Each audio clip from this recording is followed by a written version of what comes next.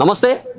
తెలంగాణ రాష్ట్రంలో చూస్తూ ఉన్నాం, వేడివేడిగా రాష్ట్ర రాజకీయాలు ప్రతిరోజు కూడా ఏం జరుగుతుందో అని చెప్పేసి తెలంగాణ రాష్ట్రంలో ఉన్నటువంటి 4 కోట్ల మంది చూస్తూ ఉన్నారు.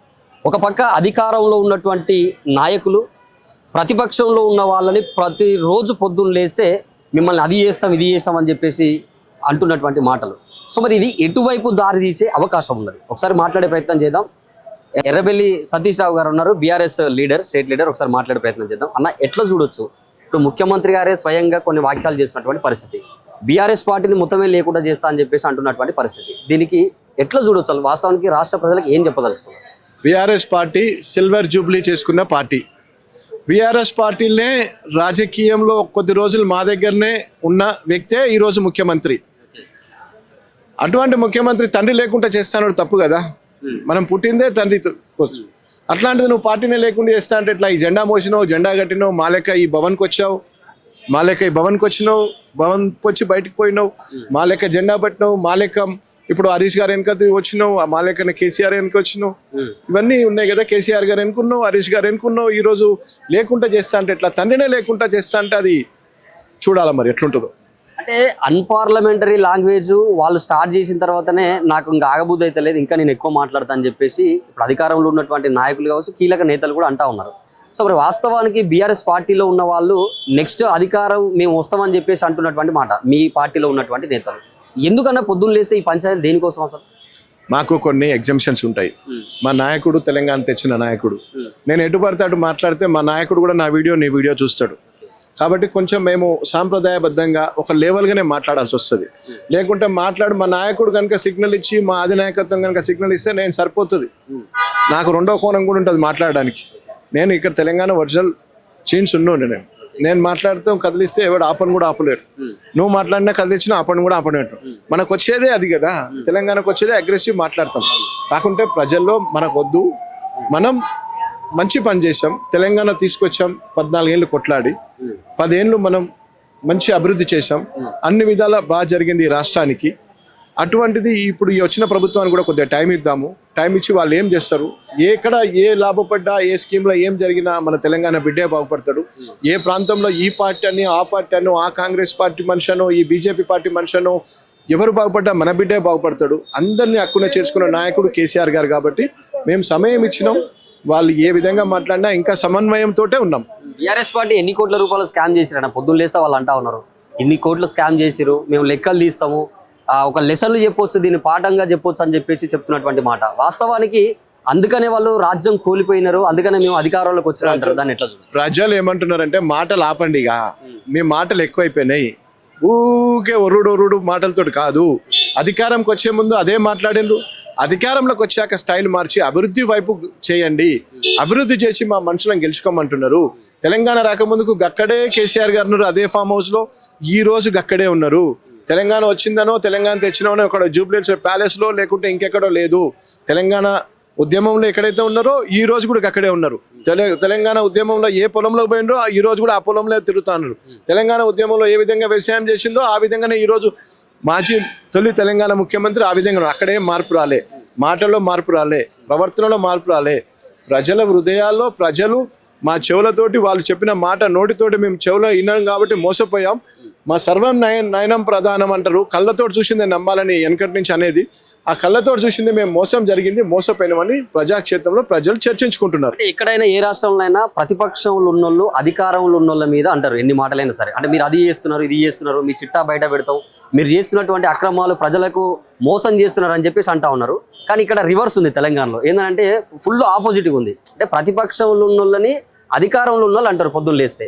అంటే వాస్తవానికి ఏందన్నా, అంటే మీ బీఆర్ఎస్ పార్టీ రోజు రోజుకు రాష్ట్రంలో లేకుండా పోతుందా వాళ్ళు అంటున్నారు మాట. బీఆర్ఎస్ పార్టీ 60 లక్షల మంది కేసీఆర్లు ఉన్నారు. ఒక కేసీఆర్ లేడు, ఒక కేటీఆర్ లేరు, ఒక హరీష్ గారు లేరు. 60 లక్షల మంది హృదయంలో ఉన్నారు ఆ ముగ్గురు నాయకులు. అర్థమైందా? ఇది ఎవడు తుడవనీకో తుడిచిపెట్టడానికో నిన్న మొన్న పుట్టిన పార్టీ కాదు. సిల్వర్ జూబ్లీ ఆల్రెడీ మేము పండుగ చేసుకున్నాం. సిల్వర్ జూబ్లీ అయిపోయింది. వాళ్ళు ఈ 25 సంవత్సరాల్లో వాళ్ళు చెయ్యని ప్రయత్నం లేదు.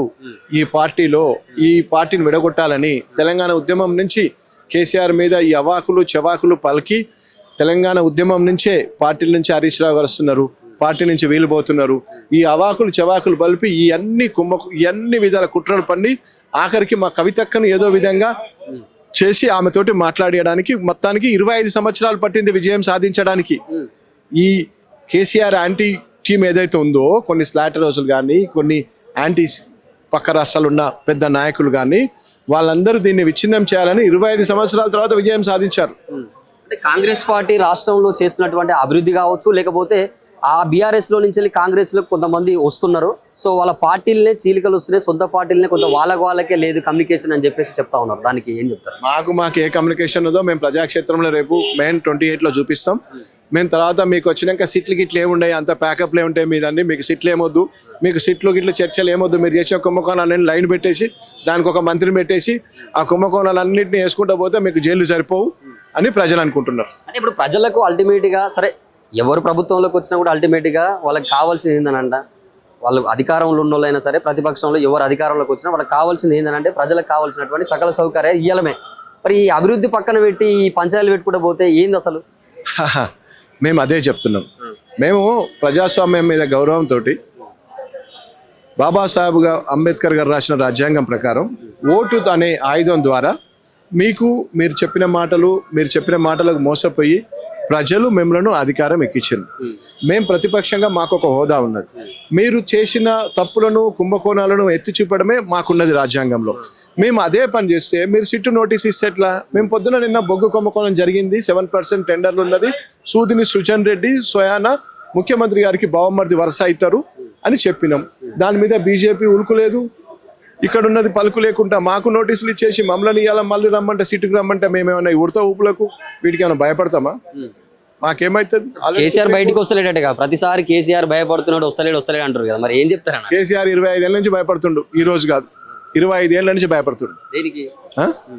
వాళ్ళు చెప్పేదానికి 25 ఏళ్ళ నుంచి భయపడుతుండు. కేసీఆర్ వస్తే సభ పెట్టుకోవడానికి జాగ లేదు నా నాయన, మేము మొత్తుకుంటున్నాం. ఏడ పెట్టాలి, ఎక్కడ మనకు ఎడారి ఉంటే బాగుండేది సరిపోతుంది. కేసీఆర్ కి ఉడత ఊపులో భయపడతారా? కేసీఆర్ కి ఏ లెక్కలో వెళ్ళు ఎక్కడ కూర్చుని మాట్లాడతారా? కేసీఆర్ వస్తే మా స్థాయి పెరుగుతుందని వాళ్ళు అనుకుంటున్నారు. మీ స్థాయి నా స్థాయి కాదురా భయ్, మీరు ఎక్కడ ఉండాలి అక్కడ ఉండాలని మా సార్ అనుకుంటున్నారు. కేసీఆర్ భయపడేది 25 సంవత్సరాల నుంచి కేసీఆర్ భయపడుతుందంటారు. 25 సంవత్సరాల నుంచి కొన్ని కోట్ల తిట్టిండు కేసీఆర్ గారిని. వాళ్ళ పక్కన చేరింది ఈ ప్రభుత్వం. అర్థమైందా? ముఖ్యమంత్రి గారు ఏమంటారు, ఆంధ్రప్రదేశ్ చిన్నప్పుడే బాగుంది అంటున్నారు. అంటే ఆయన ఎట్ సైడ్ ఉన్నట్టు? ముఖ్యమంత్రి గారు ఏమంటారు, తెలంగాణ రాకుండా నేను డిప్యూటీ సీఎం అయిదును అంటున్నారు. అంటే ఏమన్నట్టు? దాని అర్థమైంది అని ప్రజలు అర్థం చేసుకోవాలి. ఇంత జరుగుతుంది కదా అన్న, నెక్స్ట్ ప్లాన్ ఏంది? బీఆర్ఎస్ పార్టీ నెక్స్ట్ ప్లాన్ ఏముంటది? పోరాడుతూనే ఉంటాం, విజయం సాధించే వరకు పోరాడతాం. ఎవరిని అడిగినా కూడా, అంటే నాకు కూడా డౌట్ వస్తుంది అప్పుడప్పుడు, ఎవరిని అడిగినా నవ్వుకుంటూ సమాధానం చెప్తున్నారు. మరి లోపడంగా ఏమైనా చేస్తురా, లేకపోతే నెక్స్ట్ వాళ్ళని అయితే అధికారంలో అయితే ఇప్పుడు తీయలేరు, ఇంకా 3 సంవత్సరాలు ఖచ్చితంగా ఉంటది. అధికారం తీయాలని మా నాయకుడు అనుకొని ఉంటే, అధికారాన్ని కులగొట్టి నా అధికారం తీయాలి, అప్రజాస్వామికంగా పని చేయాలనుకుంటే మాకు ఇంత టైం పట్టేది కాదు. కులగొట్టడం అనుకుంటే 2 నిమిషాల పని. కేసీఆర్ గారు ఫోన్ ఇట్లా చిటికేస్తూ వస్తారు ఎమ్మెల్యేలు. కూలగొట్టుడు మాకు 24 గంటల పని, కానీ మేము చేయకము. ప్రజాస్వామ్యబద్ధంగా ప్రభుత్వం ఏర్పడ్డది, మీరు చేయండి, ప్రజలను మెప్పియండి, ప్రజలను ఒప్పియండి.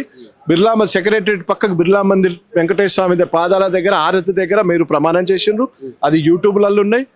3 రోజుల ఎలక్షన్ల ముందు ఆ బుక్ దులపండి, అందులో ఉన్నాయా లేదా, ఆ పనులు చేసినామో చూసుకోండి. దేవుణ్ణి మోసం చేయకండి, నమ్మిన ప్రజలను మోసం చేయకండి అని చెప్తున్నాం. చూస్తున్నారు కదా, బీఆర్ఎస్ పార్టీకి సంబంధించినటువంటి నాయకులను ఎవరిని అడిగినా కూడా, సో మేము వాళ్ళలాగా మాటలు అనడానికి మాకు రాక కాదు, మా నాయకుడు ఒక్కసారి మాకు జస్ట్ సిగ్నల్ ఇస్తే సరిపోతుంది, మేము ఏం చేయాలో అది చేస్తామని చెప్తున్నటువంటి మాట. ఒక పక్క ప్రతిపక్షం, ఇంకో పక్క అధికారంలో ఉన్నటువంటి పార్టీ, ఇద్దరికి మధ్యలో కాదు తెలంగాణ రాష్ట్రంలో ఉన్నటువంటి ప్రజల్ని ప్రస్తుతానికైతే కొంత అయోమయం చేసేటటువంటి పరిస్థితి. చూద్దాం ఎవరు గెలుస్తారు, ప్రజల వైపు ఉంటారు, ప్రజలు ఎవరిని గెలిపించుకుంటారు నెక్స్ట్ వచ్చే ఎన్నికలు. చూస్తూనే ఉండండి మన ప్రజావాహిని.